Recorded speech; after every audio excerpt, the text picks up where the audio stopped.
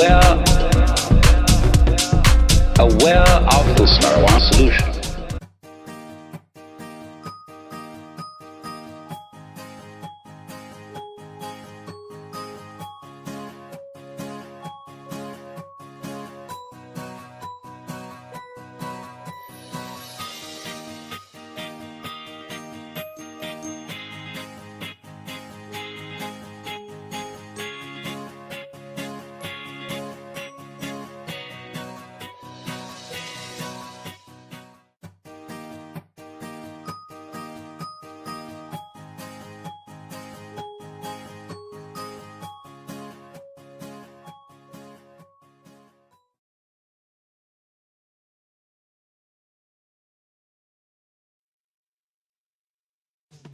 You are aware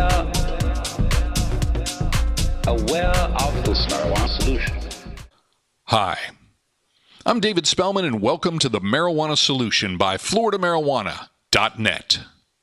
In this compelling episode, Robert Roundtree speaks with Erik Range of both Art420 and Minorities for Medical Marijuana. Erik shares how Art420 is the world's premier marketplace for cannabis-inspired art. It was created to provide businesses with access to quality fine art in the 420 genre. In addition, Minorities for Medical Marijuana is the leading group for assisting minorities in the cannabis industry. And with Erik's help, they're tackling a wide range of issues, from barriers to working within this new medical field to having access to safe and affordable medical cannabis. So subscribe to our channel, share, rate up, and comment now.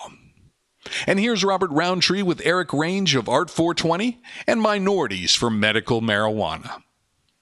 All right. Hey, everyone. This is Robert with FloridaMarijuana.net on the Marijuana Solution podcast. And today we have a very special guest. We're speaking with Erik Range. He is going to be talking to us about two organizations that he is with, and that is Art420 and Minorities for Medical Marijuana. How are you doing today, Erik? I'm doing awesome, man. Thanks for having me, Robert. I know this has been a long time coming that we've been trying to make this interview happen, so I'm glad we're able to make it happen today. Thanks for having me. Yeah, absolutely. Could you go ahead and give a little bit of background about yourself for our listeners and talk about Art420, which is how I came to meet you, was through the great art event that you had? Absolutely. Well, I am one of those rare, Florida-born folks that you meet. I know our state is notorious for, attracting lots of snowbirds, and it's rare that you meet someone who's been, who's born and raised here in the state and never left the state. But I am truly a Floridian through and through. I've lived in different parts of the state, but Florida is definitely my home, and I've always been here. So I enjoy being here. I love the hot weather. That's what we pay our taxes for. But from time to time, I like to escape the state and go and see other places around the state, around the country, around the world. When my wife and I took a vacation to Colorado, Steamboat Springs, Colorado, we went for a ski trip, and while we were there, we got to enjoy all that Colorado has to offer, being the first state in our country to go recreational.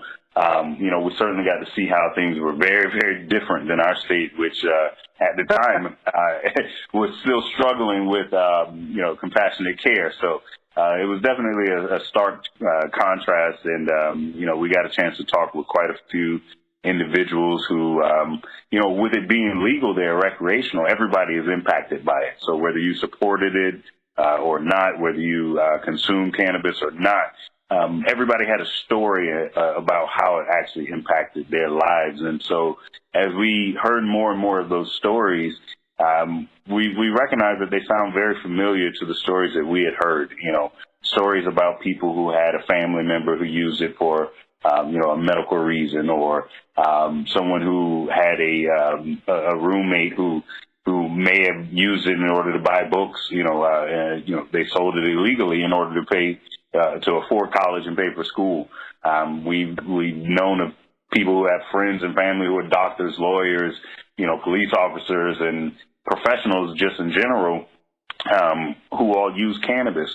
But society would have you believe that those people are lazy and unproductive because of that use. And so we wanted to find a way to kind of share those stories with people in a non-threatening way, and we felt like art was a very good way for us to do that. So out of that trip, Art420 was born, and we used the cannabis, we used the art, fine art, in order to challenge the stereotype of cannabis users.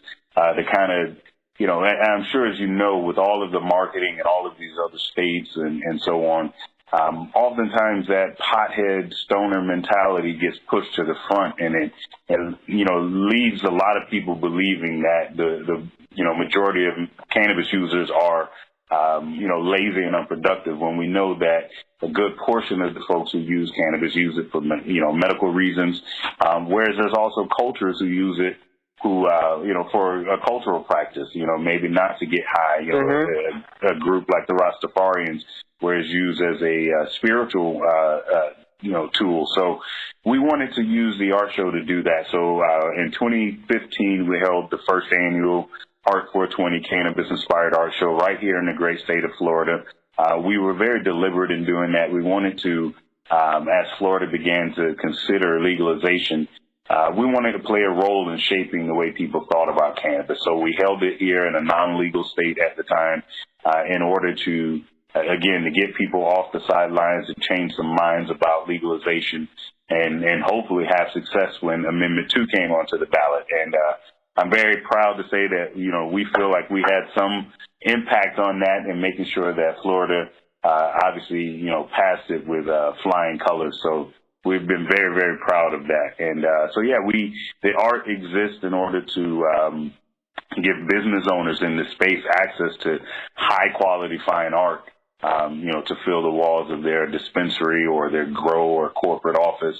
Again, art that challenges that stereotype of lazy and unproductive and actually adds value to their business, adds value to the message and their brand. So that's pretty much Art420 in a nutshell. We also had our second annual show in 2016, and we're gearing up for our third annual this year. So, look out for Art420.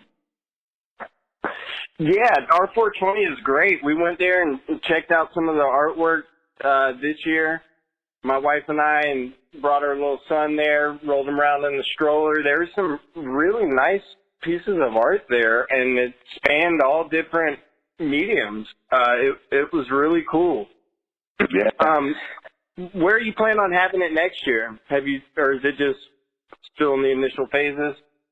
Well, I think we call Orlando home as a corporate office, and I think our annual show will always remain here in the Orlando area. We hope to, get folks to see Orlando as being one of the, pioneers when it comes to, spearheading this movement in order to challenge the stereotype. And so we will always have the annual show right here in Orlando, Florida. However, we do travel with the art. So last year, we also we took the art from the first annual show, and we traveled to the state capitol in Tallahassee. Wow. We showed the art inside of the state capitol building. We traveled all over the state of Florida. We traveled to California and other states as well. And we just, we took the art and we traveled around. And so we'll be doing some of that this year as well. We have a couple pop-up shows already planned for here in Orlando. Here throughout the state of Florida. So, look out, follow us on Instagram and Facebook for those things. But, Art420 has been able to attract an audience that is outside of the state. In both our first year and our second year, we've had individuals visit from outside of the state who are interested in this subject matter and in the medium that we present the subject matter in, which is fine art. So we attract artists as well from California, New York, Rhode Island, Illinois. Even this year in the second annual show, we had a live demo from an Ethiopian artist. Yeah, and that artist, Merit Tafessa, he traveled all the way from Ethiopia to be here with our show. He displayed about 4 pieces in the show, and then he also created a piece live there on the spot. So, you know, like I said, we have an audience that expands beyond Orlando, Florida, and we think it's good not just for you know, challenging the stereotype, but also bringing folks to Orlando and introducing people to our what we call home, you know, and showing all of the wonderful things. I know we all get caught up in Disney and the theme parks here in Orlando, but I promise you Orlando has a lot more to offer than just the theme parks. It sure does. And you had mentioned that people can follow you on Facebook and Instagram. Could you tell everybody how they can connect with Art420, give them your website and the different handles? Yeah, absolutely. So first and foremost, please go ahead and check out our website. That's art420.com. On the website, please spell out 420. So instead of using the numbers, use the letters to spell out 420. That's art420.com. And we have some photos and of some of the art there in a gallery on the website. So if you're interested in looking at some of the art, you know, feel free to browse there. You can go to Facebook and you can use Art420 with the numbers in this case, and you can search us, and we're on Facebook. We have a page there as well. And then on Instagram, again, using Art420 with 420 spelled out, you'll find us on Instagram. So, you know, we're all over the place. Even go to Google and type in Art420. I'm sure you'll find some videos and so on YouTube in regards to the show, past shows, and anything that we've done in between now and then. So, yeah, feel free to contact us, reach out if you're a dispensary, if you're a physician, you know, anybody in the cannabis space, a business owner, a CEO, and you like to purchase some of the art. All of the art is for sale. And we you know, we support our artists, and we ask that you help us support those artists as well. So, yeah, if you're interested in any of the art, please feel free to contact us. You can email us directly at info@art420.com. Again, that's Art420 spelled out, info@art420.com. And we can curate art for you. We can have pieces created specifically for your brand. We work with our artists with commission work as well. So plenty of opportunities to get some of the art. And also, if you're just a private collector and you'd like to have some art on your walls, you know, these are great conversation pieces. If you maybe have family members who are a little leery of cannabis and you know, how you use it in your family, you know, or in your day-to-day practice, this could be a good conversation starter. You know, I know it worked well for me at Thanksgiving dinner, so I'm sure it can work for others as well. And what type of pieces, as far as price, does it span all budgets that they go on? Absolutely. Absolutely. We can work with various budgets. We have pieces that are, original pieces of work, obviously, that can be a little bit pricier. But we have works that span from a price range of, roughly $150 all the way up to about $10,000. So, you know, we have art that fits all different types of budget for those collectors who are looking and adding value to their own personal collection. You know, we obviously have pieces that certainly are created by artists whose work hold and retain value. But we also have more economical pieces for folks who, you know, maybe don't have a large budget to work with, but would like to have some really, really nice pieces. We certainly have those, everything from photography to prints. So yeah, we can work with any budget. You let us know what you're working with, and we can make it happen. Awesome. Yeah, man, the art was really great at the show this year, and I was just looking on Instagram a little earlier, and you got a really cool video on there with Mosaic Soul, I believe was the name of the artist. Yeah, Mosaic Soul. So y'all do a lot of videos. Awesome. Is that something that you guys produced, or is that just something that y'all were getting a behind-the-scenes look at? What's going on in that? That actually was funny enough, that video, that clip from that video, that was behind the scenes at our very, very, very, very first promotional video. And oh, wow. When we first started the company, when we began to promote our very first show, We came together on 420. We had a couple people there to shoot our first video. So, yeah, if you go to Art420 or if you Google Art420 extended trailer on YouTube, you can see the very full video. We got a little spoken word in there. And then you get to, you see the fully edited video. But that video, that clip is from some behind the scenes taken on 420 the first year we were promoting the show.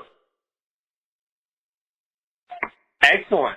Yeah, that's great. So looks like you have a good amount of views, or not views, but videos on YouTube. So I definitely encourage everyone to check that out. I mean, it's some amazing artwork. It's some amazing artists that they work with, and what they're doing to bring awareness, and what you guys are doing through art, which everybody can connect to, no matter where you're from, what your background is, what your life story is. Art is a really good olive branch to help raise awareness around this amazing plant. I mean, I think it's the most beneficial plant to mankind. I don't know where you sit on that debate, because it's not just a medicine, and it's not just a food. We can use it for plastic. We can use it for fuel. It can be used to clean up environmental spills. I mean, the uses are almost endless to what this really does for humanity. Absolutely. And that's one of the things I think that I really love about why I'm so passionate about Art420, because, when we started the company, I'll be honest, my knowledge of the plant was, it was so limited, and through the art, I've been able to connect with people who are very knowledgeable about the plant, everything from, researchers and neuroscientists to, others who've had, benefit from it throughout their life. So, it's art has really become, such a good medium for us to break down barriers and have real conversations. I know you, like you mentioned earlier, you brought your son there, and your son is, just 1 year old or maybe a little bit younger. And, what I really want people to take away and understand is that Art420, our annual art show is not about getting high, and it's not about, we don't, want to, talk down about anybody else in the way that they do things. But Art420, I think one of the special things about what we do is that we offer a safe environment for everyone to come and talk about a controversial plant. So again, if you're someone who doesn't use cannabis, or maybe you didn't even support it, you're not going to walk into a room filled with clouds of marijuana. That's not what Art420 is about. You're going to walk into a room, a true gallery space, in which you can meet someone who maybe uses cannabis for a variety of different reasons, or you may, some of the artists we work with are scientists. I have a neuroscientist who submitted work to our show, and you can come and speak to him as an artist, as well as speak to him about as a neuroscientist and the research he's done using the plant. So again, it's really a safe place for parents to be able to talk to their kids about cannabis, and how the negative stereotypes have impacted folks, how some people use it for medicine, use it for industrial reasons, and so on. So it really allows for a lot of conversation to be had in a safe environment where people don't have to feel judged, they don't have to feel threatened by a subject that they aren't so comfortable with. It's just really a safe environment. And how has the outreach that you've been doing with the community, how has that been and received by folks that may have been, against cannabis or on the fence? Has it been successful? I'll tell you, it on a personal one-to-one basis, it has been. So, like, I've had countless conversations with individuals who've been, very clear in expressing to me that they don't support it and why they don't support it and so on.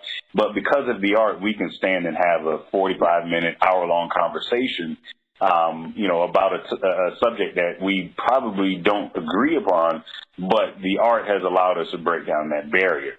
Now, on a more wider scale, I'll be honest, people are very stuck in their ways sometimes, and it can be difficult to have a broader conversation with people who are not so supportive. Everybody's kind of stuck on their I guess understanding of the plant, and we can't have honest dialogue. And so that part I will say has been a little tough. I know we've had a couple people come and visit the art show that are probably not the most profound supporters, but we haven't gotten that in a large a large number. I even welcome individuals who are artists who have maybe had a negative impact, because we can't, let's not pretend that there haven't been some families whose lives have been ruined because of it. Maybe they had a family member, who has been locked away, or someone who's been killed or whatever. We want those stories to come out through the art as well. This isn't, for me, I've always believed in order to have a conversation, you got to have two people. And that doesn't mean, that's really good. And it doesn't always mean that those two people will agree.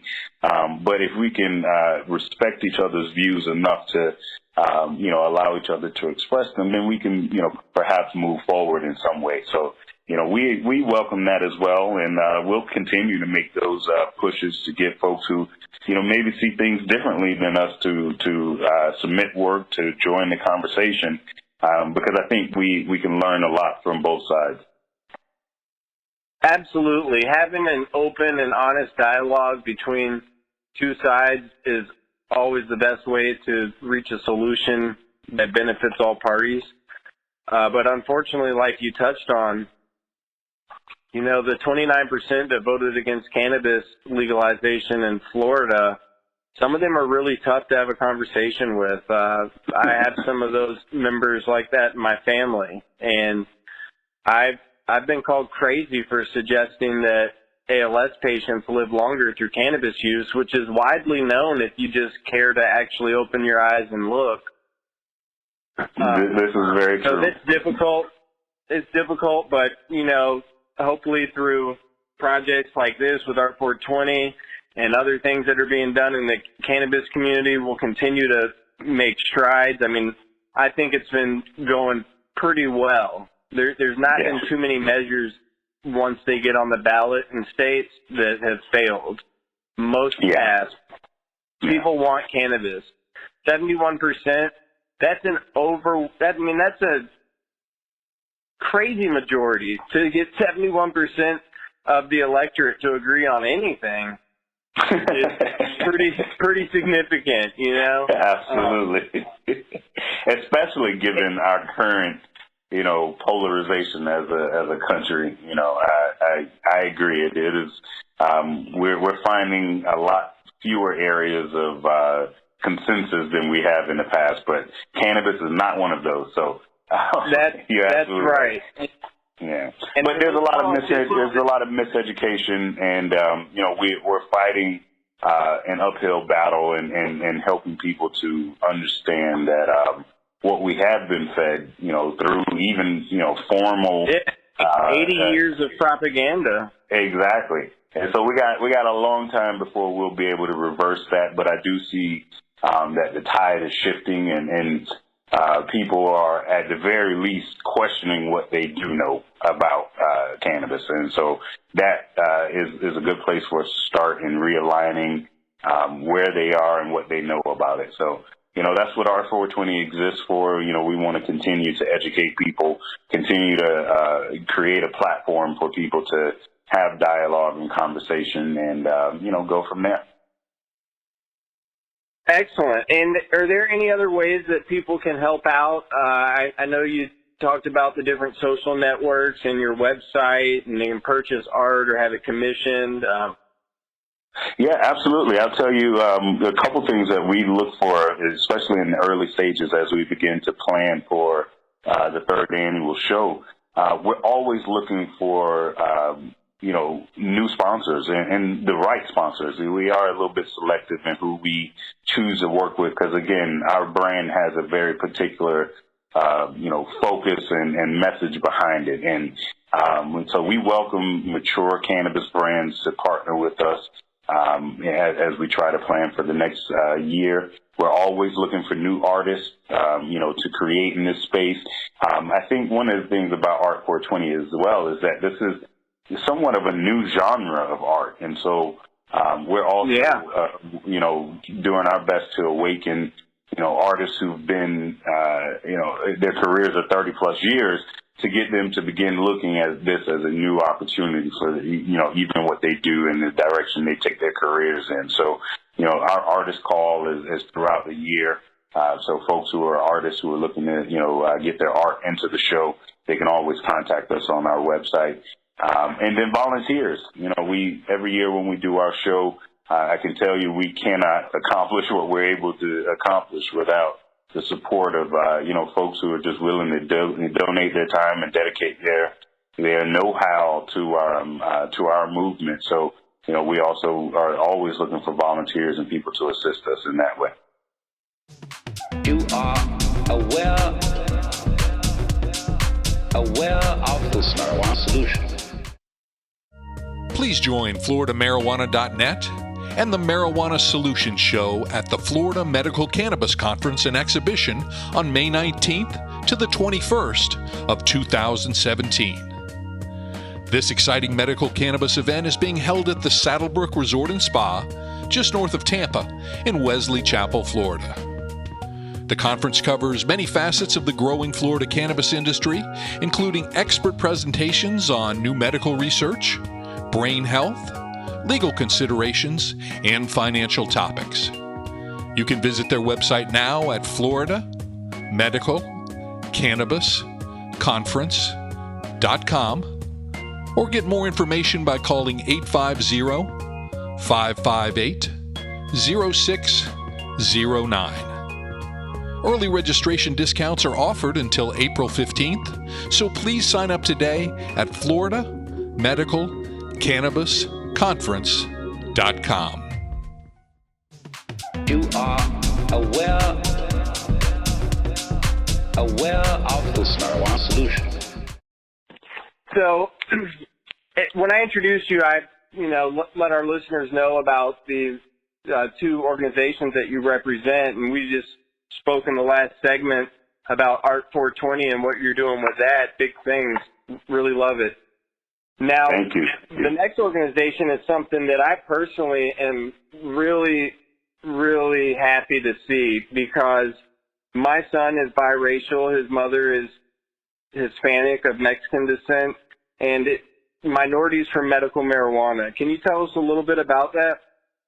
Yeah, absolutely. Well, Minorities for Medical Marijuana started last summer. The president, Roz McCarthy, began the organization in the summer of 2016 and was brought on and partnered with United for Care in order to obviously help push to get Amendment 2 on or passed once it was on the ballot. And so she's been there kind of pushing on her own for a little bit, and then we got connected, I think, just before Art420 last year. And one of the things I did with the second annual show this year was use the art platform to encourage minorities to begin to educate themselves about what's happening in the cannabis industry, both inside the state and outside of the state, but then to also really consider getting into the industry. As I traveled around with the art, one of the things that just jumped out at both my wife and I is that we were always one of very, very few minorities in any room that we would go into. And, that became, as we looked at that more and more, we realized that it was, we had some obligation to educate people in what we've learned about the industry and what we've learned about the plant, in hopes that maybe, that would spearhead folks getting into the industry. So at the second annual art show, we held a brunch. We had a list of, a host of speakers. We had a grower from Oregon come in who is the chair of Minority Cannabis Business Association out of Oregon. He came in to talk about, just the business opportunities for minorities. We had a guy who is the CEO of a cannabis investment magazine, who is also minority, came in and talked about, different opportunities for folks to get in, through investment. We had the past president of the Central Florida ACLU come out and talk about the social justice aspect of cannabis and how it impacts the minority community. We had Michael Minority, who everybody is familiar with, came in and speak to folks. So we just did what we can to bring as many knowledgeable folks from the industry in to educate business owners, professionals, investors, entrepreneurs in the minority community about this industry and hopes to get them off the ground. And we've seen a lot of great work come from that. A lot of organizations have found ways to begin to carve out some space for themselves in the industry. And then we as an organization, I've now become the chair of the organization. We have really stepped up to the plate. Go ahead. I'd say congratulations. Thank you. Yeah, so we stepped up to the plate in order to, we took it upon ourselves to go up to Tallahassee and begin to meet with our legislators to talk about minority issues. And, we found once again that there was no one at the table, kind of educating our legislators about the issues that minorities face when it came to the cannabis industry, both from a business standpoint as well as from a patient standpoint. And so, we've developed a platform and a list of priorities that we've shared with several different representatives in our state legislature, both in the House and the Senate, in hopes that we can get some language introduced into some of these proposed bills that make sure that it opens up the market and allows for free market principles to take place and allow for businesses in the minority of the community to have access to the industry. So. Yeah, that's something that's really important, and some of our listeners may not be familiar with the requirements for these, what they call dispensing organizations right now, and they're going to be called MMTCs, Medical Marijuana Treatment Centers, once the rules are promulgated, is that the nurseries had to have had a 30-year track record as a company, as a nursery, and a 400,000 plant minimum. And luckily, through court action, I believe, you may be able to correct me if I'm wrong, one of the next licenses that are awarded has to go to a member of is it the Black Farmers Association or? Yeah. There was a lawsuit against the federal government years and years ago on behalf of the black farmers, and that designated a certain class of farmers as disadvantaged and so on. So yeah, what Florida has done is taken. They have created a amendment to the bill that allows for one of the dispensing organizations one of the licenses for growing and dispensing to be awarded to someone who is a part of that class and a part of the Black Farmers Association. So, there is one that, we're hoping to, have one designated in that regard. But to be honest, the vertical integration model, if that's all we can get, then, we certainly will be happy that a black farmer would get awarded a license. But, in all honesty, we're hoping to open this thing up and to create different license structure classes so that, growers can be growers, dispensers can be dispensers, manufacturers can be manufacturers. And that really and truly would allow much more access for minority organizations to be able to participate, beyond just one farm.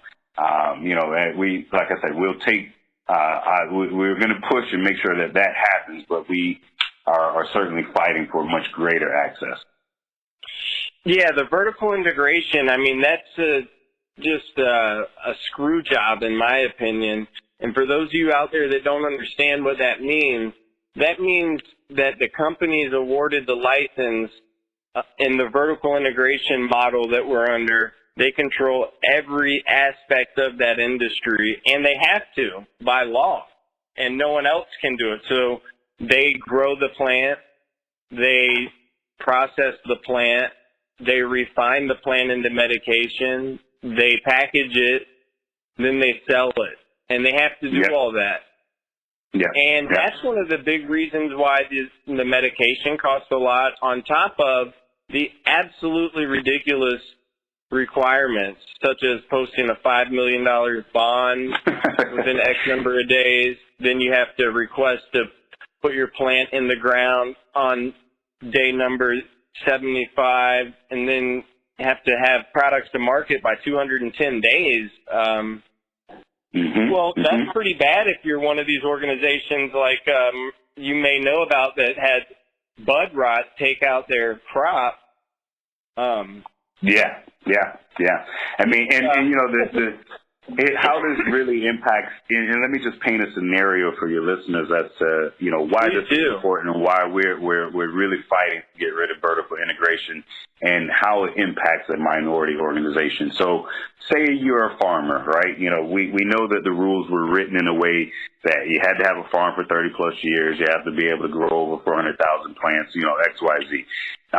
That in and of itself limits, you know, a tremendous amount of people, not just black farmers, but it just limits a lot of people from having that type of operation. Okay. And then when you think about black farmers in particular, you know, our state, you know, we forget our not so distant past in the way that agricultural laws were written and discriminated against black farmers. And so you may have a handful of black farmers that have had a farm for that long. And that meet that qualification. But let's remember, they're farmers. They have always been farmers. That's what they do. They know farming. Now we're asking them under vertical integration to not only operate as a farm, but to now operate as an entire corporation. You know, a farm that understands completely from seed to sale, that can both cultivate, extract, and, you know, manufacture, you know, products, as well as dispense it, you know, and have a transportation and logistics system in place throughout the state.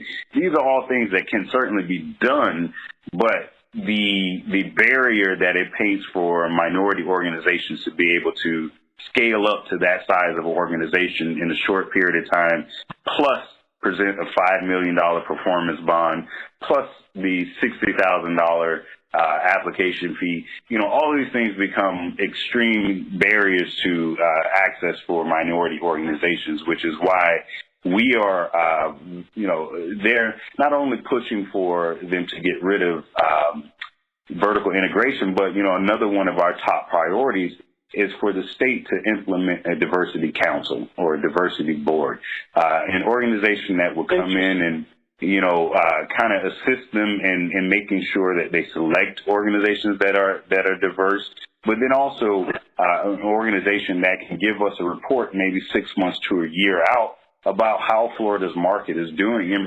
regards to diversity. You know, as it stands right now across the country, only 1% of growers are African American. And, you know, in Florida, we've already gotten it wrong with compassionate care, but we have an opportunity to correct that. Horribly wrong. We're fighting for. Just said compassionate care is horribly wrong. I mean, we're letting people die before they got their cannabis. It's just, I mean, inhumane and criminal, in my opinion. That really angers me. The whole, that 90-day wait thing is crazy. Yeah. I mean, you know what makes that even crazier is, you know, Robert, if you walk into your doctor today and you say, you know what, I sprained my ankle and, you know, it's hurting really bad. Can you give me something for the pain? If it's not a life-threatening or an emergency where you would need to go to the emergency room, they're going to write you a script that day. And what you're going, you know, go to your pharmacy to pick up is likely to be, you know, some opioid, you know, some strong painkiller. And you can get that just walking in on day one. You know, they examine your foot and they give you that script. But we're saying that patients who are, you know, in some cases, all the way to a point of hospice, you need to wait 90 days with a relationship, you know, with a physician before he can make a recommendation.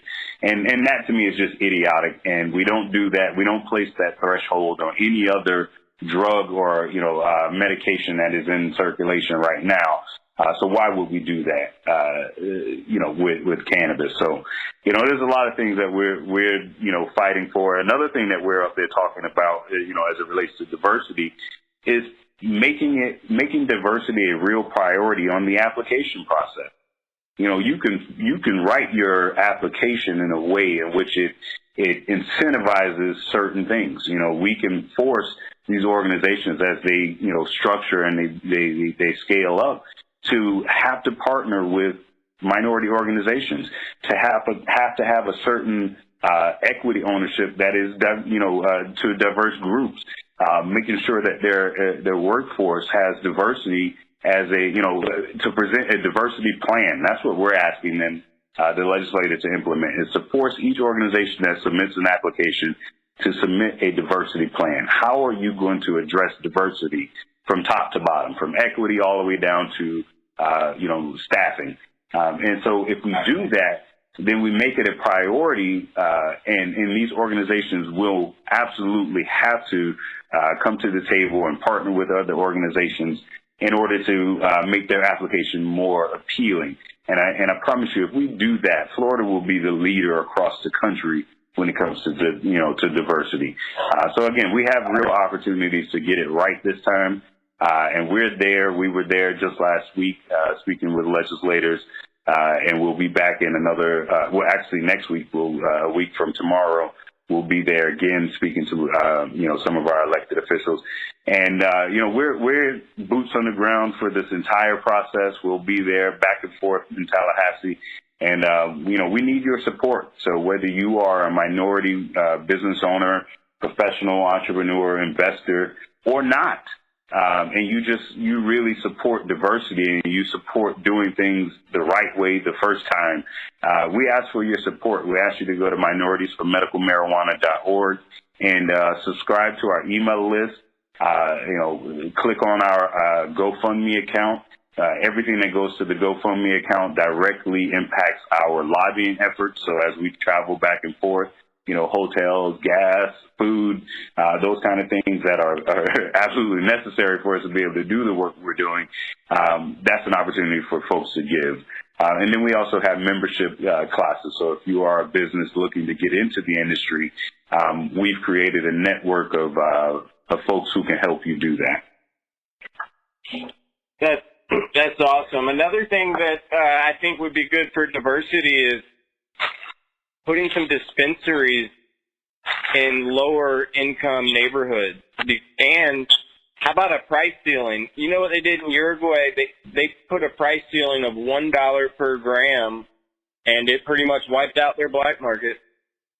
Absolutely. I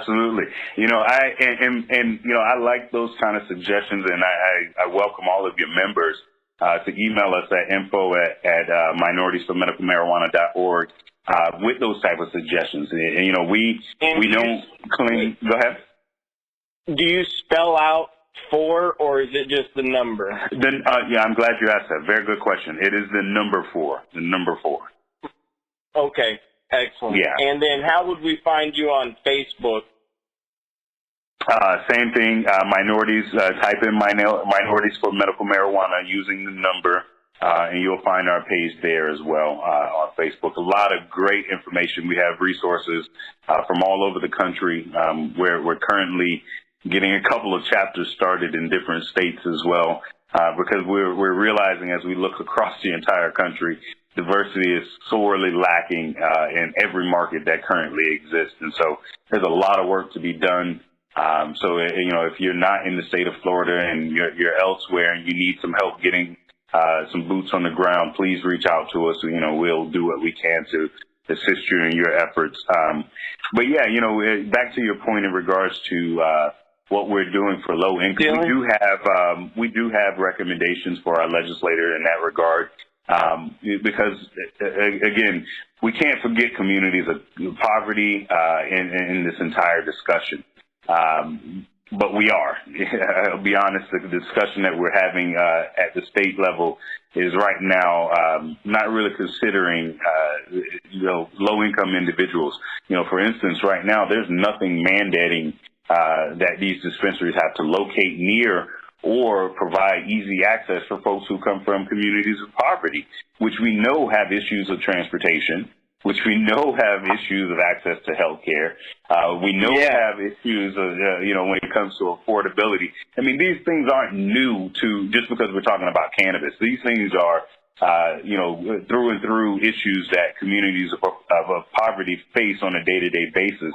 And again, we can choose to follow the models that have been in place for decades that have gotten it wrong, or we can, choose to take a step back and use a little bit of insight in how we can do that. And so one of the recommendations we make is, as cities begin to carve out spaces for zoning for dispensaries, they consider public transportation, access to public transportation, so that people who are, living in communities of poverty, if they have to rely on public transportation, we're not putting these dispensaries in like an industrial park where they take a bus to a certain stop and then we are forcing them to become pedestrians and, walk to the dispensary, when we know that Florida is one of the top, highest states when it comes to pedestrian accidents and kills. So, those things we can be smart about, how we lay out zoning for where dispensaries can locate.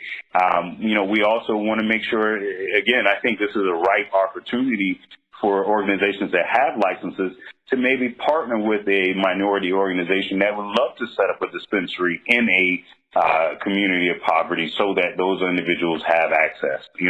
Those things are doable, just as creating a sliding scale for folks, patients who are on Medicare.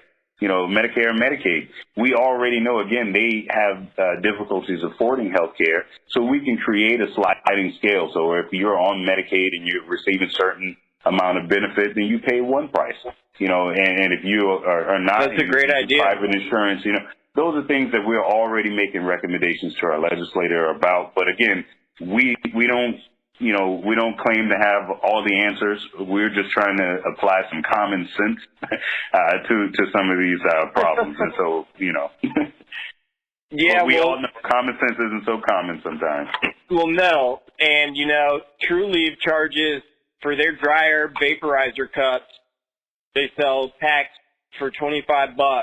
It weighs 0.3 grams. So to get 1.2 grams of dried flower from a Florida dispensary, it's $100. That is stupid. Yeah. That makes me angry because they can't justify that cost. I don't care vertical integration or not. There's no justification. Yeah, I agree. I mean, and I think that the state has two choices. They either act now to, again, apply common sense to some of the problems we know we can expect, or they can expect lawsuits and, more work on the back end to try to correct the mistakes that they've made. And, if we look at 2014 and compassionate care and look at the number of lawsuits that are still pending. Not even. Yeah. Those that are still pending. Again, I think we have a real opportunity to get it right this time, and we should look at every opportunity to do so. Absolutely. What they're doing is they're creating the perfect conditions for one of these recreational cannabis petitions to get some heat behind it, end up on the ballot, and get passed in 2018. Because a lot of people are starting to think that it is going to require court lawsuits, wasted taxpayer money, wasted resources, and a lot of time to get just the language in the amendment to be followed. Yeah. It is definitely an uphill battle, and we have to be vigilant, and we have to, I encourage all, and I'm sure you've already notified your listeners about all of the health department hearings. We have to be present at those, as well as we have to remain vigilant in Tallahassee, because things like the black farmers, or the 30 years in business and 400,000 plants, and the, only allowing for the black farmers to get a license after 250 patients have been registered. Those kind of things get snuck in on the back end at the last minute in the process. Right. And, if we aren't vigilant and aren't a part of that process and holding them accountable, then I think we can expect to see some of the same things. So that's why our organization has been dedicated to being in Tallahassee at every opportunity to speak to legislators. And again, we need all the support we can get in that regard. We are, we're the people's voice, if you will, because we are not. Absolutely. We're not heavily funded like everybody else who has their, big time lobbyists there. We've largely, to be quite honest, done this on, a shoestring budget, and but we're trying to be strategic in the way that we present our message because we have limited resources. So, again, I encourage your listeners to, become members. If you're interested in getting into the industry, we can help with that. There's membership fees. You can go into our website and learn about all of that. But more importantly, man, we need champions. We need folks who, may not become a member, but, would be willing to donate, $50, $100 to helping us go up to Tallahassee and lobby our legislators. This part of the process, is a forgotten part of the process unless you typically come to the table with millions of dollars. So, right. But this is where the rubber meets the road when it comes to, the legislative process and how things really and truly become law. So, that's why we're there. So. Excellent, man. I love everything that you guys are doing. And, of course, we're going to do everything we can with FloridaMarijuana.net to help bring attention to both of the organizations. I love art. Like I said, I'm the father of a little minority baby. I love minorities, and I love poor people because, for the most part, we're all poor. The average person is poor in my eyes compared to, there's a real big gap in this country, and it keeps forming. The middle class is disappearing. The middle class has become the working poor. It's continuing to disappear, and you're absolutely right. We have a lot more in common than we think with those who are in true areas of poverty, and so we have to keep that in mind and remember, like I said, we got into this thing with the art. My involvement with Minorities for Medical Marijuana took on the role that it's taking because of my passion, for working with, the underdogs, if you will, the folks who are typically left out of the conversations, who are not a part, who are not allowed to sit at the table. That's what we're fighting for, and that's what, Minorities for Medical Marijuana is all about, making sure that those folks who are typically voiceless have a real voice in this whole process. Yeah, man, that's great. I appreciate your time today. We're going to go ahead and wrap it up. It's coming on close to an hour. It's been some really great conversation. And once again, can you let everyone know how to find Art420 and then Minorities for Medical Marijuana? Absolutely. So Art420, first and foremost, go to our website. That's Art420 spelled out, art420.com.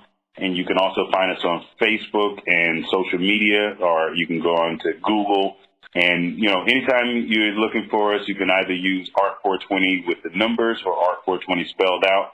And, we get quite a few hits, so it'll pop up and you'll see us there. You can always email us at info@art420.com. That's Art420 spelled out, as well as contact us by phone, 407-490-4207. And you can also contact Minorities for Medical Marijuana.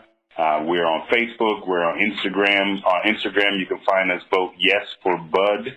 Again, that's the number 4, both Yes for Bud. Awesome. And Facebook, Minorities for Medical Marijuana. That's the number 4. In the website, you can type in minorities4medicalmarijuana.org, again, using the number. You can find us on all of that. Info at minorities4medicalmarijuana.org is the email. Feel free to contact us. And if all else fails, get in contact with Robert, and he'll connect us. That's right. I will definitely make the connection. We trust you've enjoyed Robert Roundtree and his guest for sharing all this important information. So please subscribe to us, share it with your friends, and come back often because we're always posting new material just for you. And visit our website, www.floridamarijuana.net, to learn even more about new developments in the budding Florida cannabis industry. You are aware of this marijuana solution.